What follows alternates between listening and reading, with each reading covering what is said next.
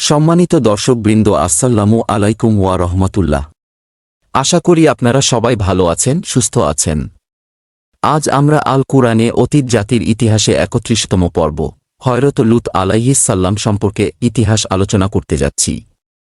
আজকের পর্বে হযরত লূত আলাইহিস সাল্লাম সম্পর্কে ইতিহাস শোনার আমন্ত্রণ রইল। আজকের ভিডিওতে হযরত লূত আলাইহিস সাল্লামের জীবনীতিহাস নিয়ে আলোচনা করা হল। হযরত লূত আলাইহিসসাল্লাম ছিলেন হযরত ইব্রাহিম আলাইহিসসাল্লামের ভাইপো। হযরত লূত আলাইহিসসাল্লামের পিতার নাম ছিল হারান। হারান তার পিতা আজরের জীবদ্দশায় নিজ জন্মস্থান ব্যাবিলনে মৃত্যুবরণ করে। হযরত লূত আলাইহিসসাল্লাম ইরাকে জন্মগ্রহণ করেন। তিনি তার চাচা হযরত ইব্রাহিম আলাইহিসসাল্লামের সাথে ইরাক থেকে বের হয়ে পড়েন। কিছুকাল তিনি সিরিয়া, ফিলিস্তিন ও মিশর সফর করে দাওয়াত ও তাবলীগের অভিজ্ঞতা অর্জন করে। তিনি তার চাচা হযরত ইব্রাহিম আলাইহিসসাল্লামের সাথে থেকেই দাওয়াতের অভিজ্ঞতা অর্জন করেন। পরে আল্লাহ তাআলা তাকে স্বতন্ত্রভাবে রিসালাতের মর্যাদায় অধিষ্ঠিত করেন। লূত আলাইহিসসাল্লামকে আল্লাহ নবুয়াত দান করে জর্দান ও বায়তুল মোকাদ্দাসের মধ্যবর্তী সাদুমের অধিবাসীদের হেদায়েতের জন্য প্রেরণ করেন। এ এলাকায় সাদুম, অমুরা, উমা, বালেবা ও সগার নামক ৫টি বড় বড় শহর ছিল। আল কুরআনের বিভিন্ন স্থানে এদের সমষ্টিকে মুতাফেকা ও মুতাকাত শব্দ দ্বারা বোঝানো হয়েছে। এসব শহরের মধ্যেই সাদুমকেই রাজধানী মনে করা হতো। হযরত লূত আলাইহিসসাল্লাম এখানেই অবস্থান করতেন। এলাকার ভূমি ছিল উর্বর ও শস্যশ্যামল। এখানে সব ধরনের শস্য ও ফলের প্রাচুর্য ছিল। লূত জাতির জনগণ সমকামের মতো জঘন্য অপরাধ সংঘটিত করত। তারা মেয়েদের ছাড়াই যৌন লালসা পূরণ করত। এ জাতির লোকেরা কেবল নির্লজ্জ, দুষ্কৃতকারী ও দুশ্চরিত্রই ছিল না, বরং তারা নৈতিক পতনের এমন চরমে পৌঁছে গিয়েছিল যে নিজেদের মধ্যে কতিপয় সৎ ব্যক্তির ও সৎ কাজের দিকে আহ্বানকারীর অস্তিত্ব পর্যন্ত বরদাস্ত করতে প্রস্তুত ছিল না। তারা অসৎ কাজের মধ্যে এতদূর ডুবে গিয়েছিল যে সংশোধনের সামান্যতম আওয়াজ ছিল তাদের সহ্যের বাইরে।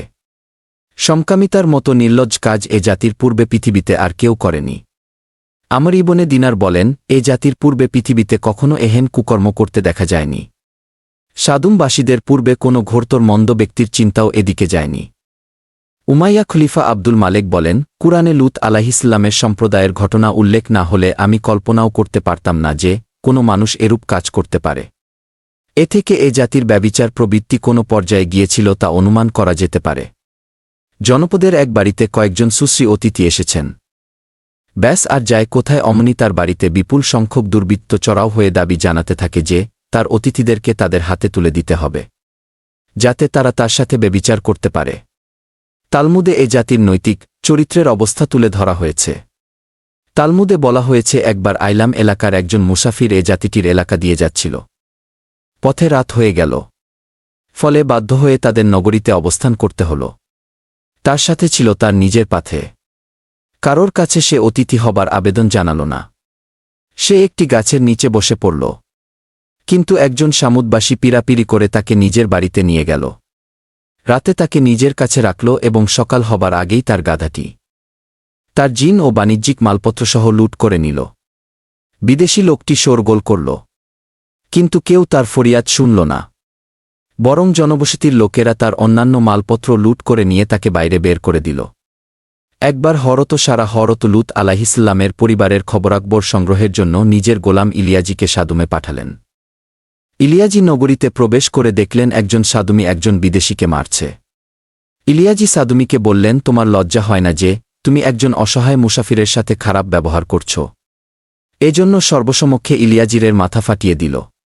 কুরআন পাকের বক্তব্য অনুযায়ী লূত আলাইহিসসাল্লামের ধ্বংসপ্রাপ্ত জনপদসমূহ আজও আরব থেকে সিরিয়াগামী রাস্তার পার্শ্বে জর্দানের এলাকায় সমুদ্রের উপরিভাগ থেকে যথেষ্ট নিচের দিকে একটি বিরাট মরুভূমির আকারে বিদ্যমান রয়েছে। এর একটি বিরাট পরিধিতে বিশেষ এক প্রকার পানি নদীর আকার ধারণ করে আছে। এ পানিতে কোনো মাছ, ব্যাঙ ইত্যাদি জীবিত থাকতে পারে না।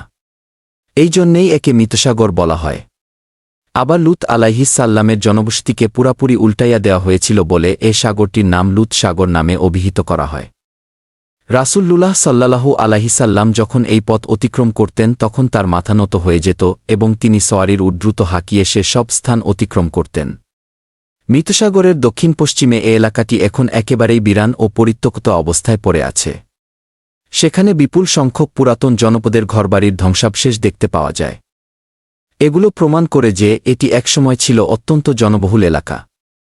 আজ সেখানে শত শত ধ্বংসপ্রাপ্ত পল্লী চিহ্ন পাওয়া যায়। অথচ বর্তমানে এ এলাকাটি আর তেমন শস্যশ্যামল নয়। ফলে বিপুল পরিমাণ জনবসতি লালন করার ক্ষমতা তাদের নেই। প্রত্নতত্ত্ব বিশেষজ্ঞদের ধারণা খ্রিস্টপূর্ব 2300 থেকে খ্রিস্টপূর্ব 1009 সাল পর্যন্ত এটি ছিল বিপুল জনবসতি ও প্রাচুর্যপূর্ণ এলাকা। আর হযরত ইব্রাহিম আলাইহিসসালামের সম্পর্কে ঐতিহাসিকদের অনুমান সেটি ছিল খ্রিস্টপূর্ব 2000 সালের কাছাকাছি সময়। এদিক দিয়ে প্রাচীন ধ্বংসাবশেষের সাক্ষ্য একথা সমর্থন করে যে এ এলাকাটি হযরত ইব্রাহিম ও তার ভাতিজা হযরত লূতের সময় ধ্বংস হয়েছিল। লূত জাতিকে আল্লাহ কয়েকটি কারণে ধ্বংস করেন। 1. আল্লাহর নবীকে অস্বীকার করেছিল।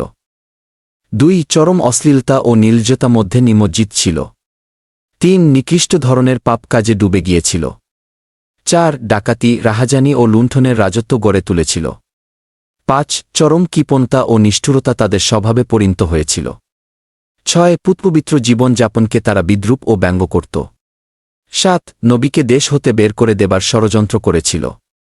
8. নবীকে বিদ্রূপ করে আল্লাহর আযাব আনার দাবি করেছিল। আজকের ভিডিও এই পর্যন্তই শেষ। ভিডিওটি শুনতে কেমন লেগেছে তা কমেন্টে লেখার অনুরোধ করছি। ভিডিওটি শুনতে ভালো লাগলে সবাইকে ভিডিওটি শেয়ার ও সাবস্ক্রিপশন করার অনুরোধ রইল। আজকের পর্বে হযরত লূত আলাইহিসসালামের জীবনী ও পরিচিতি ইতিহাস আলোচনা করা হল। আগামী পর্বে আল কুরআনের আয়াত উল্লেখ করে ইতিহাস আলোচনা করা হবে ইনশাআল্লাহ। সবাইকে শোনার আমন্ত্রণ রইল। আল্লাহ হাফিজ। আসসালামু আলাইকুম ওয়া রাহমাতুল্লাহ।